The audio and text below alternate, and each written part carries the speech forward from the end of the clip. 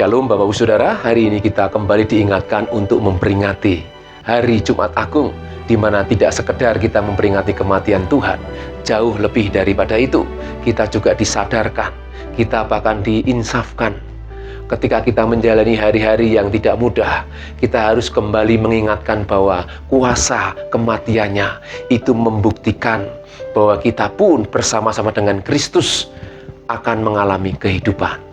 Jadi berbicara tentang Jumat Agung, kita juga berbicara tentang kehidupan. Karena di dalam Yesus tidak ada kematian, di dalam Yesus hanya ada kehidupan. Amin. Jadi makna kematian ini harus kita renungkan baik-baik. Ketika sadar betul bahwa Yesus pasti akan mengalami kematian, secara manusia pun kita tahu Yesus pun juga mengalami satu tekanan yang tidak mudah. Bahkan ketika dia berdoa, lalukan cawan ini ya Bapa. Tapi dia kembali lagi, biarlah kehendak-Mu yang jadi.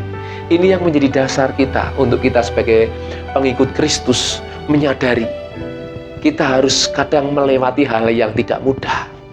Kita harus betul-betul melakukan, menjalankan apa yang sebenarnya kita tidak mampu dan tidak mau. Tapi justru disitulah letak ketaatan dan kesetiaan kita kepada Tuhan. Sebab Yesus sendiri memberikan teladan.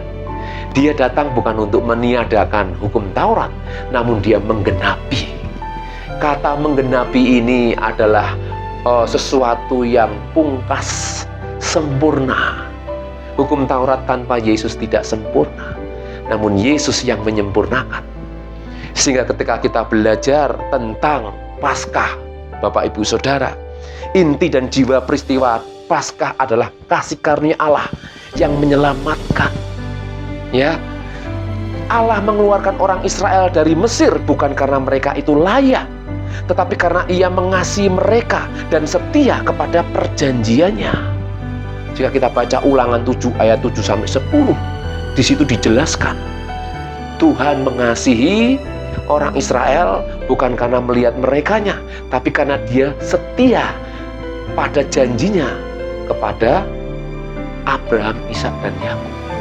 Jadi ketika mereka berada di Mesir, Tuhan membawa mereka keluar karena Tuhan mengasihi. Tidak hanya sekedar mengasihi, tapi setia dengan janjinya. Apa yang dijanjikan Tuhan pasti digenapi. Demikian juga firman Tuhan ini. Firman Tuhan yang kita yakini sebagai firman Allah yang hidup pasti akan digenapi, Bapak Ibu Saudara. Jadi sekali lagi orang Israel ya dibawa keluar dengan tangan Tuhan yang kuat, bukan berarti mereka itu layak, tapi karena Tuhan mengasihi. Demikian juga ketika Dia hadir ke bumi, Dia harus mati di atas kayu salib. Itu membuktikan bahwa Dia setia dengan janjinya. Barang siapa yang percaya kepada Yesus akan beroleh hidup yang kekal. Amin, Bapak Ibu Saudaraku. Jika kita melihat dari kitab Injil, Matius, Markus, Lukas, Yohanes, mereka menulis ada rencana untuk membunuh Yesus. Salah satu dari Markus pasal yang ke-14 kita akan melihat ayat yang pertama dan yang kedua. Hari raya Paskah dan Hari Raya Roti Tidak Beragi akan mulai 2 hari lagi. Imam-imam kepala dan ahli-ahli Taurat mencari jalan untuk menangkap dan membunuh Yesus dengan tipu muslihat. Sebab mereka berkata, jangan pada waktu perayaan, supaya jangan timbul keributan di antara rakyat. Ini salah satu saksi murid Yesus yang menuliskan bahwa Yesus pasti akan mati. Seringkali yang menjadi perdebatan adalah, kenapa kok Yesus harus mati? Katanya Tuhan. Justru inilah yang menjadi perenungan buat kita. Kita jangan melihat kematiannya, tapi maksud daripada kematiannya. Maksud daripada kematian Yesus adalah sekali lagi untuk menunjukkan belas kasih kepada kita yang percaya kepadanya, kepada mereka yang percaya kepadanya. Dan itu wujud kesetiaannya terhadap janjinya. Dan ini dinubuatkan jauh sekali, berabad-abad, beribu-ribu tahun yang lalu. Dan kita harus memahami hal ini, Bapak Saudara. Jadi kematian Yesus memang sudah dinubuatkan. Dan Yesus sebagai manusia, Dia sadar betul Dia harus melakukan apa yang menjadi kehendak Bapa. Sebagai manusia, dia berkata, makananku adalah melakukan kehendak Bapa yang mengutus aku. Ini tidak bisa dipungkiri, ini tidak bisa dilalaikan. Dan dia memang harus taat, dia memang harus mati.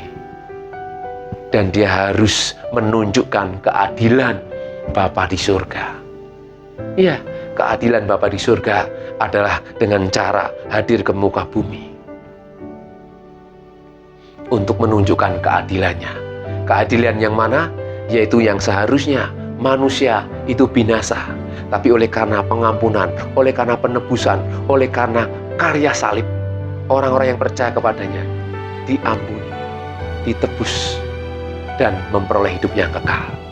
Dan tidak hanya berhenti di situ, Tuhan juga mengajarkan supaya kita secara daging, secara manusia, kita harus mematikan setiap benih dosa, ragi-ragi yang lama, berbicara tentang dosa dan pencemaran. Ragi berbicara tentang dosa dan pencemaran. Dan Tuhan ingin supaya hidup kita ini terpisah dari dosa dan pencemarannya, sehingga kematiannya tidak akan sia-sia ketika kita percaya kepadanya dan hidup bersama dengan Dia. Amin, Bapak Saudaraku. Ya, biarlah renungan hari ini menguatkan kita sebagai pengikut Kristus untuk tetap setia. Ya, apapun yang terjadi dalam hidup kita, ketika kita menerima perjamuan kudus, roti dan anggur itu adalah gambaran, lambang daripada tubuh Kristus. Darah Kristus mengalir dalam hidup kita untuk kita hidup seperti Yesus. Ya, makananku adalah melakukan kehendak Bapa yang mengutus aku. Tuhan panggil setiap kita untuk menjadi pelaku-pelaku firman yang menjadi pemenang dalam menghadapi hidup ini. Amin, Bapak Saudaraku. Tetap percaya, tetap setia sampai akhir, karena Tuhan tidak pernah meninggalkan kita. Dia yang bersama dengan kita, tubuh dan darahnya mengalir ya dalam hidup kita, sehingga hidup kita ini akan menjadi sama seperti Kristus. Amin. Puji Tuhan, mari kita akan berdoa. Bapa di surga, terima kasih hari ini kan bersyukur diingatkan kembali bahwa Jumat Agung tidak sekedar kami memperingati kematian, tapi justru kami lebih dalam lagi untuk kami hidup di dalam Kristus. Dan apa yang kami hidupi hari ini, itu semua karena anugerah Tuhan. Dan biarlah kami menghadapi kenyataan hidup ini bersama dengan Engkau. Ajar kami setia seperti Yesus setia sampai akhir. Berikan kami terus kekuatan menghadapi hidup ini, Tuhan. Terima kasih Bapa, berkati kami semua yang sudah mendengarkan firman-Mu, kuduskan kami dengan firman-Mu. Di dalam nama Yesus Kristus, kami mengucap syukur dan berdoa, haleluya. Amin. Tuhan Yesus memberkati. Hidupku menggenapi firman-Mu, tanda mujizat sertai tiap langkah.